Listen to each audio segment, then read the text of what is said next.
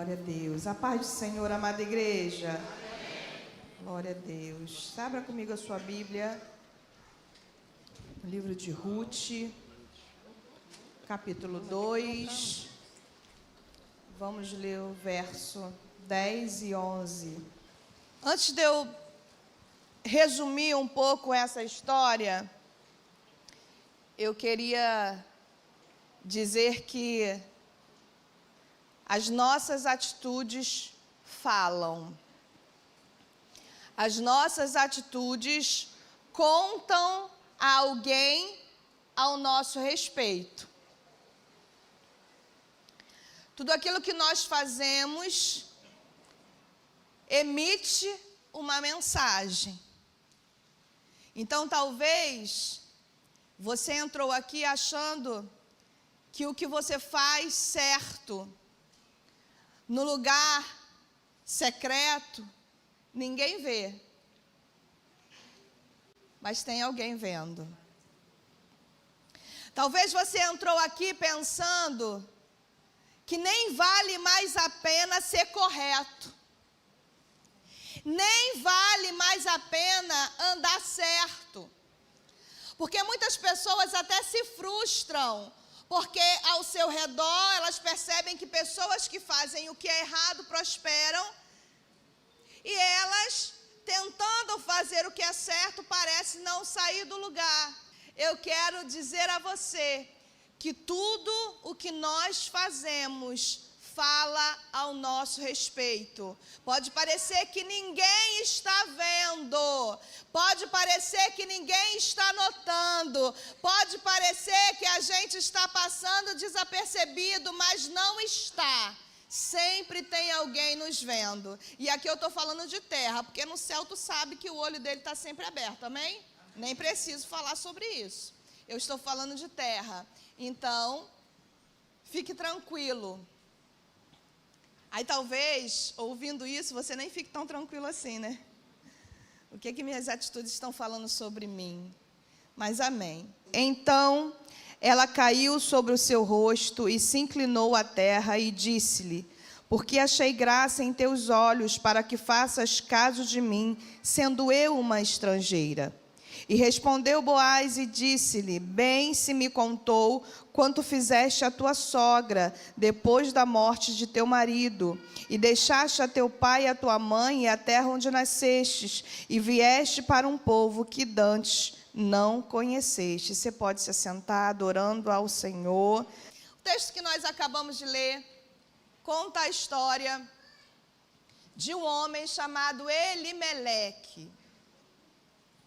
É um nome que dá até um nó, né? Se eu não falar sobre esse nome de novo durante... Você vai saber que é esse homem, para eu não me enrolar. Elimeleque. Ele era um homem, pai de família, casado com uma mulher chamada Noemi. Esse homem tinha dois filhos, Malom e Quelion. Uma família de nome feio. Complicado, mas era uma família. E a palavra vai dizer que nos tempos em que os juízes julgavam a terra, houve uma fome na terra. E este homem, ele decide, pastor Elisângela, sair da terra de Belém, onde ele morava, para ir peregrinar por uma terra estrangeira, chamada Moabe, porque havia fome onde ele estava. E tentando se salvar desta crise, ele vai peregrinar com a sua família em uma terra estrangeira. Ele vai... E aqui eu já ouvi muitas pessoas falando contra Elimeleque. Mas qualquer pai de família ia tentar alguma coisa para não ver a sua casa perecer. Qualquer pai de família ia tentar fazer algo para não ver a sua mulher e os seus filhos passarem necessidade. Amém, pais? Amém, maridos? Sim ou não? Sim. Só que a grande questão aqui é: nem sempre a saída, nem sempre o sair do lugar da crise é a solução que Deus tem para mim e para você. Nem sempre sair do lugar da crise é a solução que Deus tem para mim e para você. Então, antes de sair, antes de ir, porque ele foi para arriscar. Porque a Bíblia, ela deixa bem clara que ele saiu a peregrinar por uma terra estrangeira. Ele não foi com destino certo. Ele não foi sabendo se ia ser correto. Ele não foi sabendo se lá, ele só estava saindo de um lugar que faltava comida para ir para um lugar onde tinha. Mas ele não sabia se teria sucesso nessa ida até lá. Mas quando nós fazemos as coisas debaixo da direção de Deus, se temos a palavra dele, é garantia, é certeza que dará certo. Então não queira sair desta crise na tentativa de uma fuga, que é normal.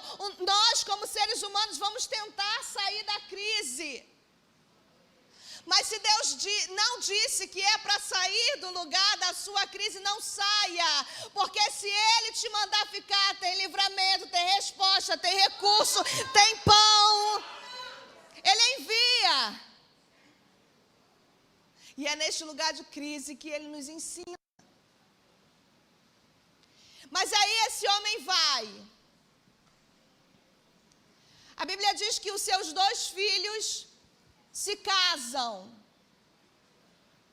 com moabitas, se casam com mulheres estrangeiras.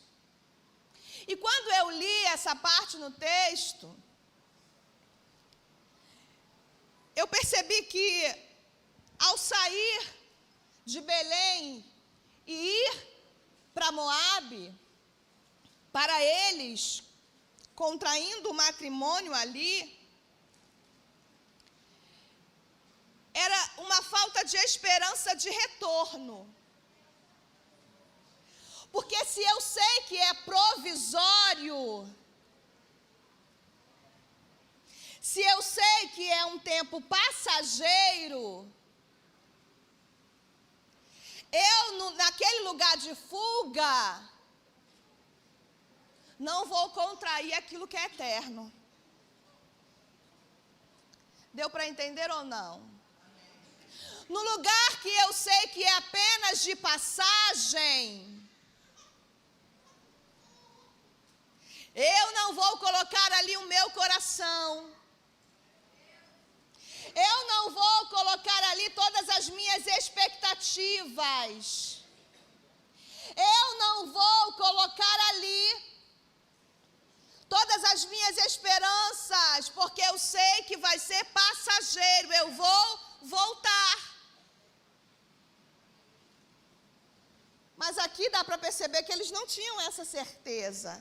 Acharam que estar nessa vida, nesse local, que para eles eram estrangeiros ali, naquela terra, seria aquilo que seria talvez para sempre. E de fato para Elimeleque e os seus 2 filhos foi para sempre.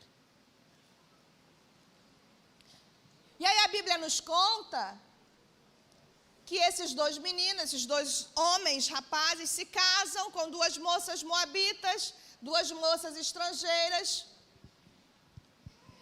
E antes de fazer, quando já estava perto de fazer 10 anos que eles estavam ali, o seu pai antes disso morre.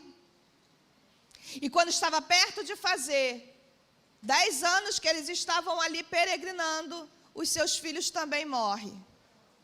E aí fica sozinha Noemi, sem Elimeleque, o marido, aquele que decidiu sair da terra onde eles conheciam todo mundo, da terra onde eles eram conhecidos, mas porque havia fome, ele resolveu sair.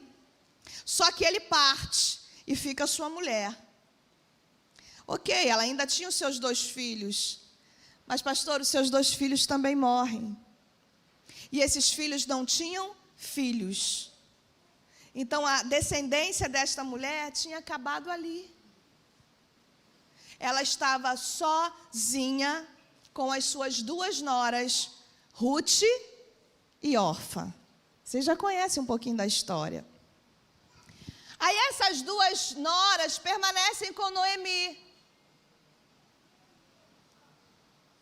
E aí Noemi ouve dizer que Deus abençoou o povo novamente, e ela decide retornar de Moabe para Belém. Aí eu já quero te dizer nesta noite, que talvez você saiu da terra que Deus nem disse que era para você sair. Talvez você tomou alguma decisão errada e viu coisas morrendo durante esse tempo de peregrinação. Talvez você foi achando que era o correto a ser feito, mas ao chegar lá, você viu coisas, você viu pessoas, você viu sonhos morrendo e não entende por quê. Hoje eu vim aqui para te dizer, talvez seja Deus dizendo, é hora de voltar para a terra que eu não disse que era para sair. É hora de refazer o caminho e voltar para onde você não deveria ter saído. Porque se eu estiver lá, ainda que existe fome, eu mando recurso. Ainda que as coisas lhe faltem, não haverá morte, porque eu estou presente. Então, se talvez você entrou aqui se sentindo assim, peregrinando numa terra estrangeira, e vendo as consequências disso, vendo a morte de tantas coisas, hoje à noite, de você retornar para Belém. Hoje é noite. Diga para o teu irmão, hoje é noite. Hoje é noite, não perca esta oportunidade. E aí ela ouve dizer que Deus abençoa o povo e ela diz assim, vamos voltar. Ela decide voltar para a terra dela. E vem com ela as 2 noras, Ruth e Orfa. As 2 vêm. E a Bíblia diz que no meio do caminho, e é bem assim, gente, a gente decide as coisas, né? Resolve. Agora eu vou partir. Aí no meio do caminho, vem algumas coisas na nossa mente e a gente precisa resolver. E no meio do caminho ela para, ela diz assim para as 2, volta para a casa de vocês. Não me acompanha não, eu não tenho nada para oferecer a vocês. Volta, vai para a casa dos pais de vocês, para a mãe de vocês. Que Deus abençoe vocês com um novo marido, um novo esposo. Não vem comigo, eu não tenho mais esperança, porque aí ela teria que ter um outro filho para se casar com essas moças. E ela não tinha, os 2 que ela tinha haviam morrido. E ela diz, ainda que eu me case hoje, não daria tempo de eu ter um filho, ainda que eu tivesse, para vocês esperar por ele. Volta. A Bíblia diz que elas começam a chorar, porque não quer deixar ir. Mas ela insiste. E aí a Bíblia diz que Orfa vai, se despede e vai. Mas Ruth bate o pé dizendo, não me faça ir embora, porque eu quero ir contigo. Aí aqui também eu já vi muita gente malhando Orfa, porque Orfa abandonou Noemi. Não houve abandono. Não houve abandono aqui. Abandono é quando a gente deixa quem está incapaz de seguir. Abandono é quando a gente deixa uma pessoa sem que ela tenha condição de estar ali. Neste caso, foi algo que a sua própria sogra disse que ela deveria fazer. E aí é uma oportunidade de decisão. Amém? As nossas decisões mudam a nossa história. Orfa decidiu, depois de insistir a sua sogra para que ela fosse, ela decidiu então ir. E aí eu quero aproveitar o gancho para falar a respeito dessa coisa que hoje todo mundo fala, que é deixe ir quem não quer ficar. Ou então a gente fica tão mal, tão para baixo porque alguém foi, alguém me abandonou, alguém me deixou. Ah, mas quando eu mais precisei, às vezes é você mandando ir. Aí quando vai, você vai dizer, me abandonou quando eu mais precisei. Às vezes são as suas próprias atitudes que estão empurrando a pessoa para ir embora. Às vezes são as nossas próprias atitudes que estão afastando as pessoas de nós. E quando a pessoa já não aguenta mais essa insistência, e ela parte, a gente diz que foi abandonado. Reveja. Vamos rever os nossos comportamentos, as nossas atitudes, a nossa forma de agir, como nós temos falado, como nós temos nos comportado com o outro. Às vezes somos nós que estamos afastando as pessoas. Às vezes somos nós. E aí depois a gente senta na cadeira do abandono e não quer sair mais de lá.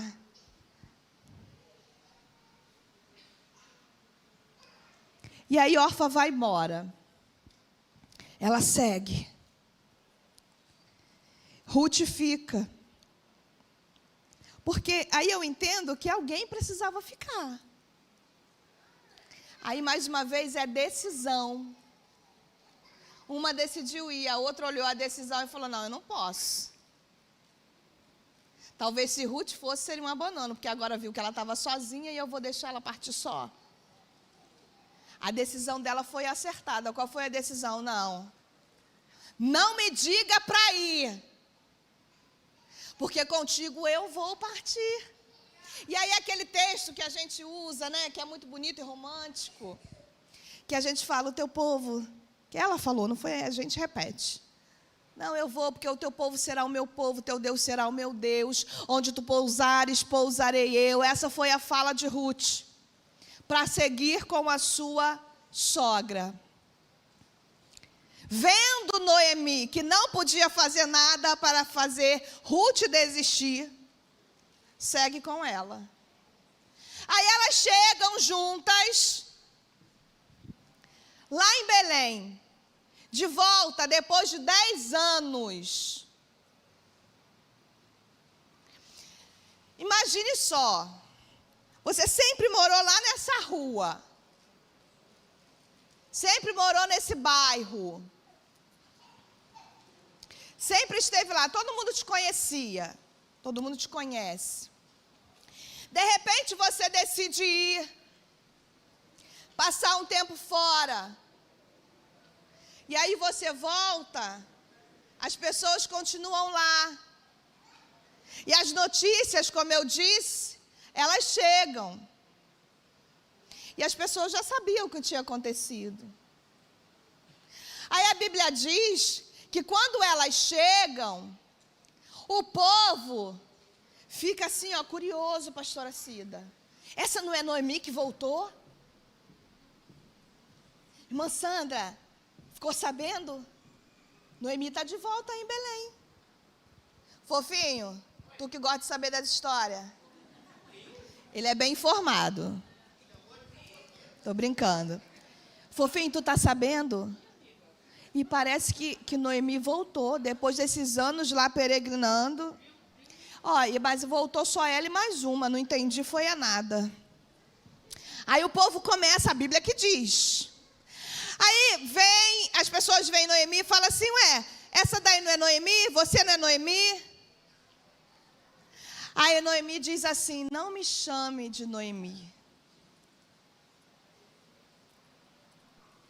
Me chame de Mara. Porque fui cheia.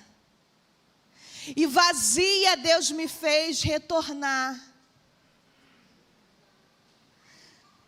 Não me chame mais de Noemi, porque não há mais riso. Me chame de Mara, porque agora é amargura.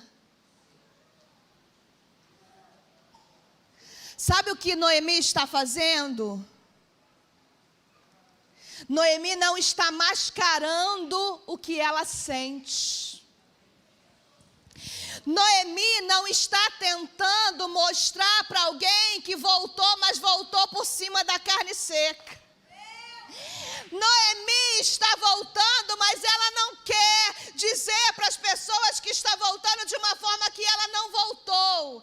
Ela é sincera em dizer, voltei, mas não me chame mais de Noemi, porque eu saí sorrindo, mas eu voltei amargurada. Sabe qual é o nosso problema? Orgulho. Saímos, quebramos, erramos, pecamos, sofremos, perdemos, mas quando retornamos, não retornamos humilde dizendo, voltei, mas voltei quebrado, pastor. Voltei, mas voltei sangrando, pastor. Voltei, mas voltei querendo perdão, porque eu não deveria ter saído. Voltei, mas eu voltei amargurado, e por isso não há mais sorriso nos meus lábios. Voltei porque eu sei que é aqui que eu encontro aquilo que eu preciso, mas hoje já não sou mais quem eu era quando eu saí. Isso era o que Noemi estava fazendo, e é o que falta em nós. Nós queremos mascarar aquilo que estamos vivendo, sentindo, passando. E enquanto nós não colocarmos para fora e assumirmos aquilo que sentimos, a cura não vem.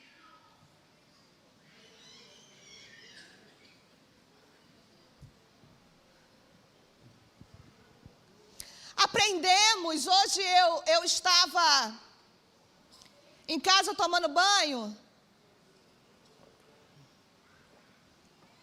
e eu dei banho em Davi. Renan estava botando roupa nele enquanto eu terminava de tomar o meu banho. E eu ouvindo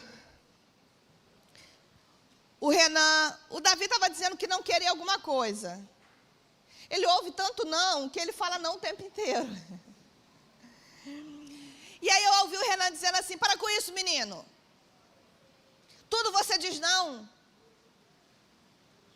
Que é isso? Que história é essa? Para com isso. Para de chorar. Vai sim. E lá dentro do banheiro eu falei, ai Jesus, não é assim. Não estou aqui usando o púlpito para dizer que meu marido está errado, não é isso. Eu estou querendo dizer que a gente cresceu ouvindo, engole esse choro. Você precisa ser forte. Para com isso, menino. Homem não chora. Quem disse que homem não chora? Você é forte. Deus está contigo. Você precisa vencer. É mentira essa fala? É verdade. Só que com isso a gente se acostumou a vestir uma capa de fortaleza. De não dizer o que estamos sentindo de verdade. E aí a gente não consegue nem verbalizar. Porque se eu disser, como vão me olhar? Se eu reconhecer que eu errei indo, como vão me olhar depois que eu voltar? E é bem verdade que quando a gente reconhece, alguém vai dizer, ah lá, por que foi então? E ainda tem gente que é mais maldoso ainda, que vai dizer, bem feito. Tinha nada que ter saído daqui. Entre outras coisas. Mas existe um povo que ao ouvir você dizer assim, não me chame mais de Noemi, porque não tem mais sorriso, aqui há amargura. Existe um povo que vai olhar para essa tua fala e vai dizer, não, minha querida, vem comigo, se há amargura hoje, eu vou te ajudar, eu vou segurar em tuas mãos, nós vamos juntos caminhar, e eu sei que esse sorriso irá voltar. Você voltou de onde não deveria ter saído, e eu sei que haverá restituição.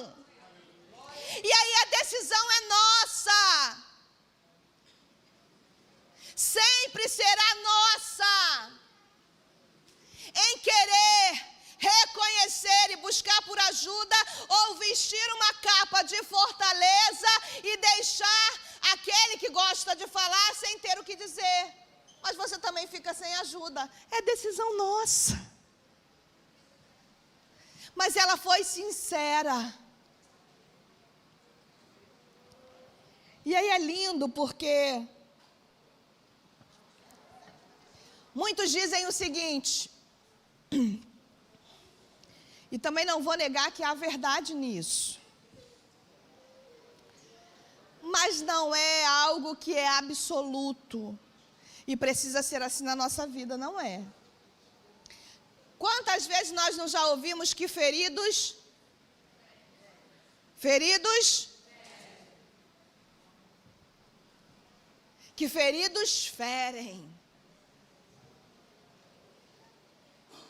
Alguém tem ferida aqui? Acabei de falar sobre sinceridade, meu Deus. Alguém tem ferida aqui? Tem feridas. E quando eu pergunto sobre feridas, são feridas que ainda não foram curadas, porque curadas são cicatrizes, amém? Feridas. Se todo esse povo que levantou a mão tem ferida, diante de uma congregação como essa, só haveria gente ferido. Porque se feridos ferem, esse tanto de povo aí estaria ferindo todo mundo que está aqui. Todo mundo que se relaciona. E nem sempre é assim. E Noemi nos ensina mais uma vez. Porque ela mesmo amargurada, mesmo ferida, pastora Elisângela, mesmo sem filhos e sem marido, ela não perdeu a capacidade de ensinar, instruir e aconselhar. Porque Ruth vai com ela, uma jovem sozinha, viúva. Ela sabe que essa jovem precisava se casar novamente. Ela entende isso. E aí, quando ela tenta, voltando um pouquinho lá atrás, quando ela tenta fazer com que as duas meninas fossem embora, ela diz, eu não tenho mais nada para oferecer. Só que muitas vezes a gente pensa assim, eu não tenho mais nada para dar. Eu não tenho nada para oferecer. Noemi também pensava que não tinha. Mas quando Ruth diz para ela, não, eu quero o teu Deus, eu quero o teu povo, eu quero deitar onde tu deita, eu quero andar contigo, ela está dizendo, tu tem muito para me dar. Eu já recebi tanto que eu não quero nem me afastar. Não tem a ver com dinheiro, não tem a ver com recurso, não tem a ver com marido, não tem a ver com aquilo que você pode me oferecer, mas tem a ver com legado, e legado é aquilo que eu deixo em alguém, não é aquilo que eu deixo para alguém. É diferente. Herança é aquilo que eu deixo para alguém. Noemi não tinha mais nada para deixar para ela, não tinha herança, mas já existia um legado, ela já tinha deixado algo nela, e era algo tão profundo, tão forte, que Ruth vai dizer: eu não quero sair, eu não quero te abandonar, eu vou contigo, porque já há algo de você em mim, e eu quero continuar fazendo esse caminho ao teu lado. Então, vamos desconstruir essa história de que ferido só vive ferindo. Porque era uma mulher ferida, amargurada, que estava deixando um grande legado no coração de alguém. Pare de dar desculpa, pare de dizer porque me feriram, porque me magoaram, porque me deixaram, porque me amaldiçoaram, e por isso eu sou assim, é verdade. É por isso que às vezes a gente se comporta de certa forma, porque alguma coisa foi feita, mas nós decidimos o que vamos fazer a partir daí. E que nesta noite a nossa decisão seja: ei, eu preciso de ajuda, eu quero retornar a este caminho. Ainda que eu esteja voltando amargurada, eu sei que ainda haverá sorriso em meus lábios. E aí eu preciso caminhar para chegar até onde nós lemos. E aí elas chegam até lá, se estabelecem. E aí a Ruth diz assim: Noemi já era uma senhora, ela não podia mais trabalhar. Aí a Ruth diz assim: deixe-me ir. Olha que bonito. Aí os jovens que estão aqui, os adolescentes, até os filhos mais maduros, porque quando eu li isso daqui serviu para mim.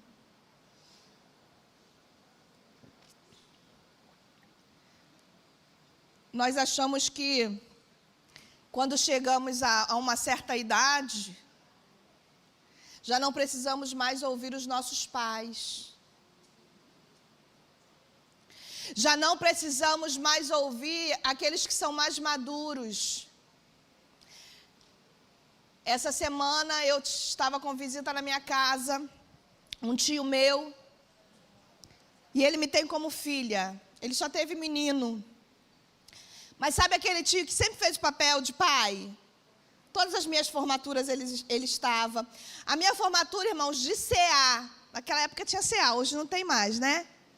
De CA para o primeiro ano, ele estava em lua de mel. Tinha acabado de casar, a pastora Cida. Ele veio da lua de mel para vir na minha formatura.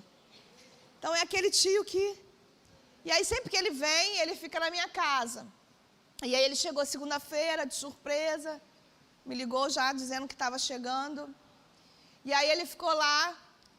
E aí quando foi na terça-feira, ele presenciou Renan e eu tendo um pega para capar, um negocinho assim. Aí, que tu não tem lá na tua casa não, né? É porque eu falo isso, tem 3 classes de pessoas que eu não acredito. Sempre falo. A mãe que nunca surtou. Eu nunca gritei com meu filho, eu nunca surtei, eu nunca dei aquela surtadinha de leve. Gente, pelo amor de Deus. Se tem, vamos fazer um gabinete comigo para tu me ensinar a técnica de nunca surtar. Porque, por enquanto, eu não acredito que exista. O casal que diz que nunca brigou. E o cara que diz que namora todo dia. Não acredito nessas 3 classes. Não dá. Para, fofinho. Gente, para com essa história. Aí meu tio estava lá e presenciou uma discordância. Aí ele, muito sabiamente, falou com os 2 separadamente. Ele falou com o Renan. Ele tentou falar com o Renan na minha frente, dizer: Renan, está errado. Não, tio, o senhor não estava presente. Aí foi descendo, aí ele percebeu que não era hora, ficou quieto. Aí depois ele saiu com o Renan, conversou com o Renan sozinho. E na terça-feira, na ceia, para eu não deixar o meu tio só, Renan veio para a ceia e eu fiquei. E ficamos conversando. Aí meu tio, né? Eu fazendo comida e ele comigo na cozinha, conversando, falando. E é tão engraçado que chega uma hora, ele é meu tio, que para mim sempre foi como um pai, uma referência, assim, né? E ele, não, vem cá, vamos conversar. E agora me dá sua opinião como profissional. Me ajuda. Eu falei, tia, não, por favor. Aí conversou. Aí depois fomos para a cozinha e entramos no assunto. Ele aproveitou para me dizer o que tinha que dizer. Ele tinha que dar, né? Depois que ele falou tudo, ele falou assim para mim, mas quem sou eu para dar esse conselho? Vocês são os pastores. Vocês, eu falei, você é meu tio. Você tem muito mais experiência que eu, que Renan, de vida, de casamento. Ele falou, é verdade. Em quase 40, 30 e poucos anos de casado. Eu falei, então como assim, quem é o senhor? Você tem muito para me passar. Só que às vezes a gente entra nessa posição de que agora eu não preciso de ninguém. Agora eu sei o que fazer. Agora eu sei como decidir. Agora eu não preciso ouvir mais ninguém. Não. Aí Ruth nos ensina o contrário. Existe alguém que tem mais experiência que eu. Existe alguém que já viveu o que eu estou vivendo agora. Existe alguém que caminha com Deus há mais tempo do que eu. Existe alguém que sabe o que é sofrer, que sabe o que é dor. Pode até não ter o estudo que eu tenho, mas tem experiência de vida. Pode até não ter teologia, mas tem joelho no chão. Pode até não ter tanto entendimento, mas o céu reconhece essa pessoa. É com ela que eu preciso me aconselhar. É com ela que eu preciso andar. É com ela que eu preciso perguntar, eu posso, o que tu acha? Eu devo, me ajuda em oração, mas nós estamos desprezamos conselhos, desprezamos pessoas, porque elas já não estão à nossa altura. E que altura é essa? Que altura é essa que não te permite perceber que está na hora de descer? Que altura é essa que não te permite perceber que é hora de voltar? Que altura é essa que não te permite perceber que está errado, precisa corrigir? E aí Ruth vai dizer assim, ai meu Deus, a hora não... Aí ela fala assim, eu posso. A gente precisa comer, né? Alguém precisa fazer alguma coisa. Eu posso ir? Eu vou catar umas espigas, eu fico atrás dos trabalhadores e conforme elas forem caindo, porque ela não estava ainda, gente, ela não tinha sido alistada numa equipe, ela não tinha uma carteira assinada, trazendo para os nossos tempos, não tinha. Mas ela ia sair, eu falei, vai caindo, eu vou pegando, eu preciso fazer alguma coisa. E aí, deixa eu falar para os preguiçosos de plantão, que sabe que, pastora, mas não aparece o emprego, minha carteira não é assinada. Eu sei que está difícil, mas enquanto não consegue, vai fazer alguma coisa, vai vender um bolo de pote, vai dar aula para as crianças, faz alguma coisa. Vai lavar carro, vai capinar quintal. Para de dar trabalho para a igreja, para de dar trabalho para os pastores, para de dar trabalho, e aí não é querendo, a gente não está querendo isentar a igreja disso, mas às vezes são pessoas preguiçosas que não buscam o que fazer. Para de dar trabalho à família. Quem casa quer casa, amigo. Vamos lá. Uma mulher... E aí ela vai dizer assim, não, vamos embora, deixa eu catar.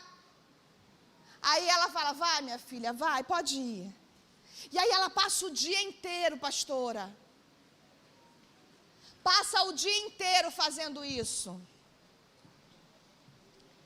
E aí o dono, olha isso, o dono, porque a Bíblia diz que quando elas chegam lá, em Belém, estava no tempo da cega. Era um tempo propício. E aí ela cai por acaso naquele campo? Não é por acaso. É alguém que decidiu, tomou uma decisão correta. É alguém que permaneceu quando tinha que permanecer. É alguém que obedeceu quando tinha que obedecer. Alguém que se levantou quando tinha que se levantar. Não tem como o acaso falar alto. Ali quem manda é Deus. Ei, eu estou olhando Ruth, eu estou olhando para as tuas decisões, eu estou olhando para o que tu faz, eu estou olhando para você. E Deus leva ela até lá. Ela chega lá e trabalha o dia inteiro. Aí chega o dono do campo, o dono da empresa, Silas. Chegou o cara, o homem, como a gente diz. O cara chega. Boaz é o nome dele. E aí ele chega e percebe uma mulher, uma jovem, que não era dos seus trabalhadores, trabalhando ali. Ele chama e pergunta: quem é essa que está ali trabalhando? Aí alguém diz assim: é Ruth. Nem precisou dizer mais nada, porque ele já conhecia a história dela. Aí ele manda chamar ela. Ele manda chamar Ruth. E ele fala assim: minha filha, olha aí, ela entrou. Sabe aquela empresa que a gente bate a porta sem nenhuma expectativa? Para levar um currículo. Ou a gente comenta com alguém dizendo: poxa, estou desempregado. E aí de repente é dali que a porta vai abrir, você nem sabia. Ela foi. E deixa eu te falar uma coisa: quem faz o tamanho da oportunidade somos nós. Porque nós já vimos pessoas entrando em portas grandes, oportunidades grandes, mas não fazem o que é correto, a porta se fecha. Mas pessoas íntegras, quando pegam oportunidades pequenas, pastor José Romário, essa oportunidade que parecia pequena se torna extraordinária, porque fez o que era correto aos olhos de Deus.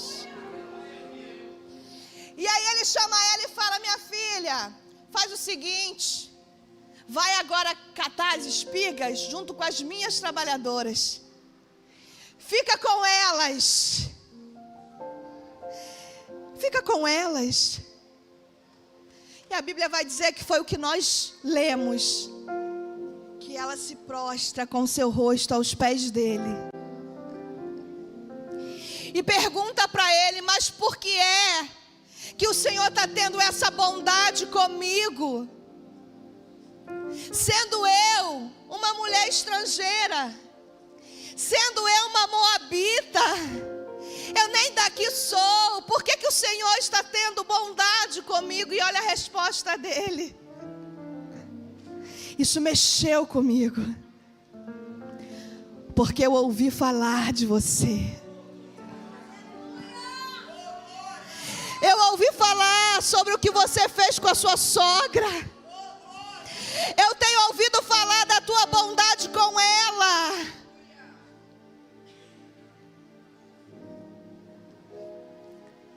Ela se levanta. Ele dá comida a ela. Ela volta para casa. Fique de pé comigo, igreja. Ela volta para casa.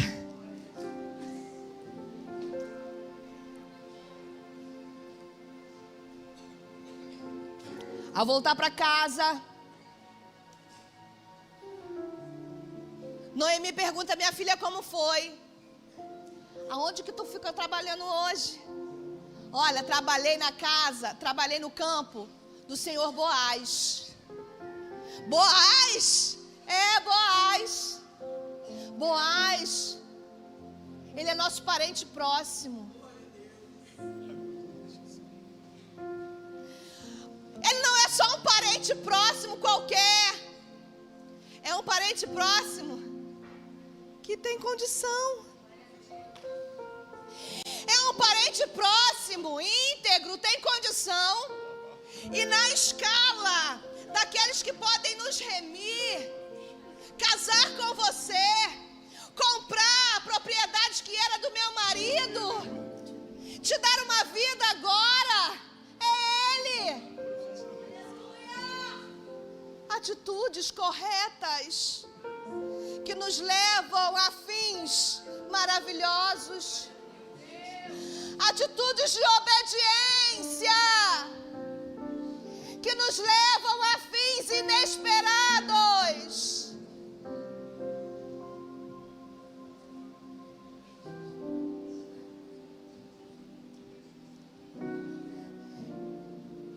De catadora de espiga, Diego, a dona do campo.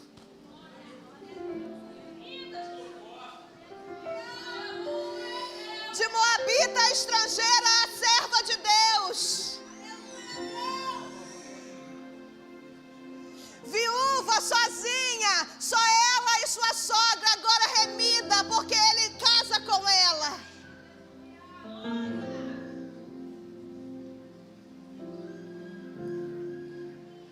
Alguém depois ouviu falar sobre órfã?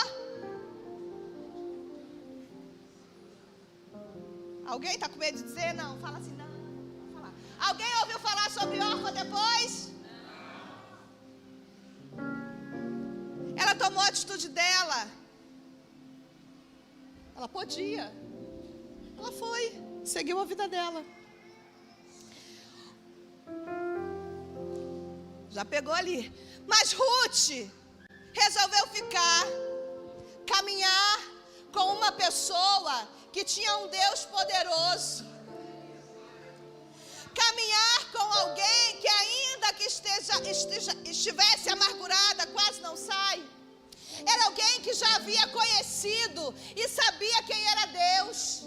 Tanto que quando ela decide voltar porque ouviu dizer que Deus voltou a abençoar a sua terra de origem. E Ruth decidiu ficar com alguém assim. E porque a decisão de estar ao lado de alguém, receber dessa pessoa esse legado, decidiu ter o mesmo Deus, o mesmo povo, o mesmo local para permanecer e ficar. Ali ela se casa e a história dela muda por completo. Ninguém nunca mais ouve falar de órfã, mas Ruth, sabe quem ela foi? Bisavó do rei Davi, tu sabia disso?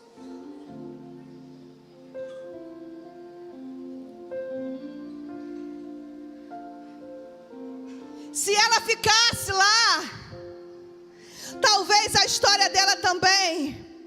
Não é que ela não tinha mais história, não é isso. Não é que órfã não teve mais história, não é nada disso. Mas a sua história agora é mais relevante. Porque quem decide andar com Deus nunca mais será alguém irrelevante na terra. E aí eu não estou falando de dinheiro, eu estou falando de relevância no reino. Então nesta noite, essa palavra foi para você. Que talvez até aqui tem tomado decisões sem perguntar a Deus. Até aqui tem andado em locais onde você já viu o seu sonho morrer. Tantas coisas se perderem e se frustrarem. E você já não sabe mais o que fazer. Talvez você era alguém que tinha sorriso nos lábios, mas hoje é alguém que carrega amargura no coração. Essa noite é para você. Essa noite é para que o Senhor te encontre aqui e te faça retornar a este caminho e voltar para o lugar do pão e voltar para o lugar de onde você não deveria ter saído. E o meu convite é para você nesta noite.